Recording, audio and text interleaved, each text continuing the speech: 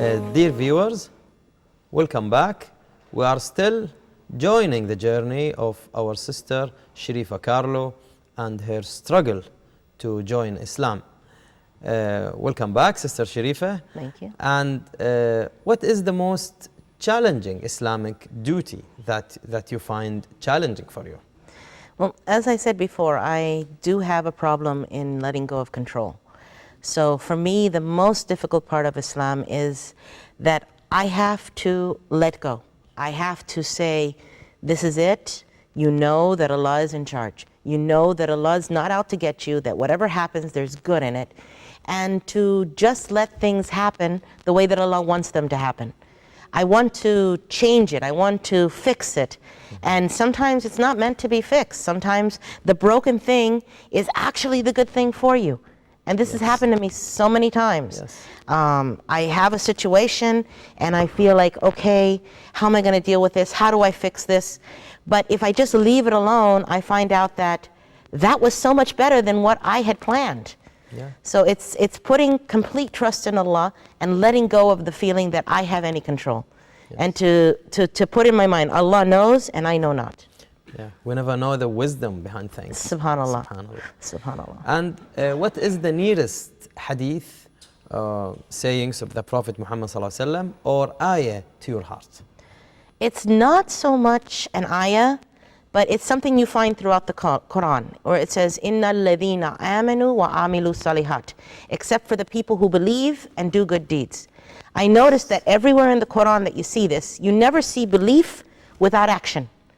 And this thing, it affects me because I know that I believe in Allah subhanahu wa ta'ala, and it pushes me to show my belief by my actions and to make sure that what I do it for Allah, and that my beliefs are not just something sitting dead in my heart, that I do and I act and I do as much as I can to please Allah subhanahu wa ta'ala with your actions. Yes. MashaAllah. And how do you see Islam using your own mentality, your own perspective? How do you see Islam with your own words? I see Islam as a complete system of life. I see it as something that when you start to follow Islam, when you know that this is the right way, it fixes everything in your life. It makes your life easier, it makes your life manageable, and any problems that you have, if you refer back to Allah and His Messenger, you find the solution to whatever problems you have. And even to the point that so many things that happened to me before Islam, or even happens to my family now, who are not Muslim, it's as a result of disobeying what Allah has said or done for us to do. So Allah tells us, do this, this, and this. And I do the opposite in one of the paths. This leads me to troubles. So as long as you follow Islam, your life becomes much easier. So this is, to me, the basic explanation. Islam is a way of living your life in the best possible way. You know, it's like if you were to invent a vacuum cleaner. Yes. Who knows better than you how this vacuum works? Exactly. So you're going to give me a little manual, this, do that, avoid this. If you follow the manual, you're working with the machine, it's better. Yes, of course. Allah created this entire universe and created us. So who knows better than He what's going to be the easiest and the best way for us to live? And our manual is the Quran. Subhanallah. And what do you want our viewers? This show is part of the Ministry of Information, Kuwait TV2, to spread awareness about what is Islam. What do you want our viewers to know about Islam through Shariffa Carlo, a Western Muslim coming from United States to Islam?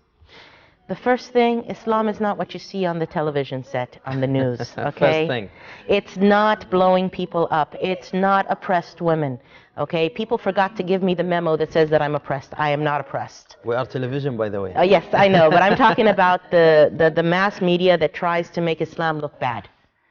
This is not Islam. Stereotyping. Yes, the stereotyping. Exactly. My message to everyone, don't listen to me, don't listen to anyone. Pick up a copy of the Quran and read it.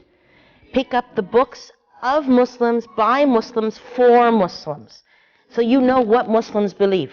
Because if you're reading what they read, then you're reading what they're learning. So you know what they believe. Exactly. So pick up the book and learn. Knowledge is the key to everything. I spent 3 years researching every religion that I could possibly learn about. MashaAllah. Read. You know, the first word that was revealed to the Prophet Muhammad was Iqra. Read.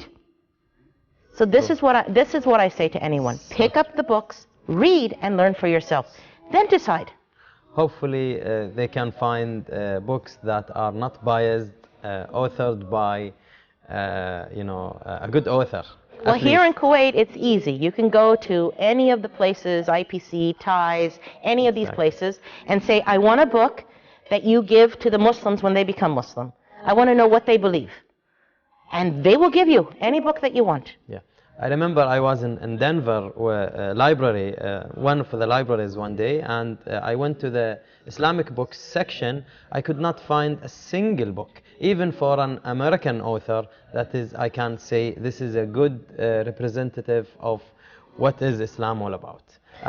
What I find are books were not really representing the Islam I know as a Muslim. Yeah. So yeah, this, like I said, read.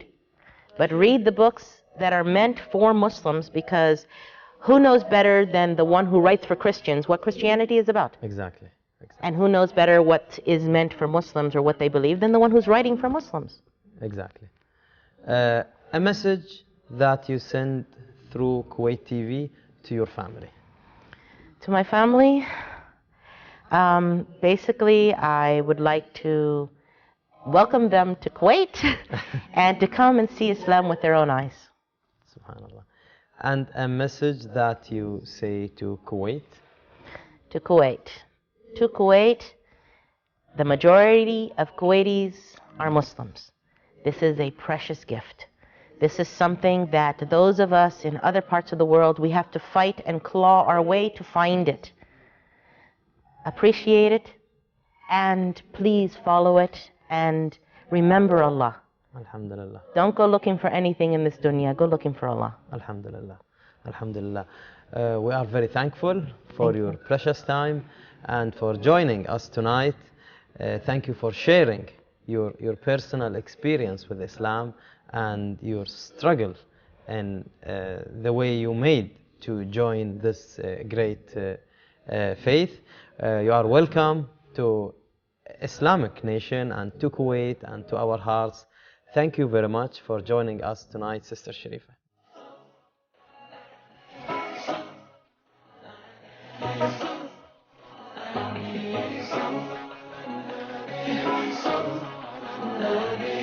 Son,